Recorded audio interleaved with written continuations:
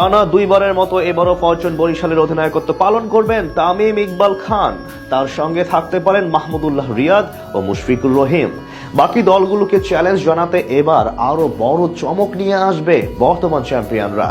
রংপুরের মতো তারাও গড়বে হাই বাজেটের স্কোয়াড। সব মিলিয়ে 2026 বিপিএল এ ফরচুন বরিশালের প্রস্তুতি নিয়ে জানবো রিপোর্টে। টানা দুইবার চ্যাম্পিয়ন হয়ে বিপিএল এ এখন অপ্রতিরোধ্য হয়ে উঠেছে ফরচুন বরিশাল। তামিম ইকবালের নেতৃত্বে দুর্বার গতিতে এগিয়ে যাচ্ছে কীর্তনখোলা পাড়ের প্রতিনিধিরা। সেই ধারাবাহিকতা এবারও বজায় রাখতে এখন থেকেই প্রস্তুত হচ্ছে ফরচুন বরিশাল।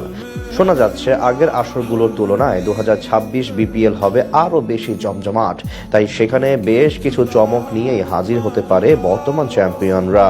বাংলাদেশ প্রিমিয়ার লিগের দ্বাদশতম আসরের বাকি আরো প্রায় 3 মাস। চলতি বছর ডিসেম্বরে মাঠে গড়াবে এবারের মৌসুম। প্লেয়ার ড্রাফট হতে পারে অক্টোবরের দ্বিতীয় সপ্তাহে। তার আগেই 4 বিদেশি ক্রিকেটার সাইন করিয়ে চমক দিয়েছে রংপুর রাইডার্স, যেখানে সবচেয়ে বড় সারপ্রাইজ ছিল বরিশালকে দুইবার চ্যাম্পিয়ন করানোর পেছনে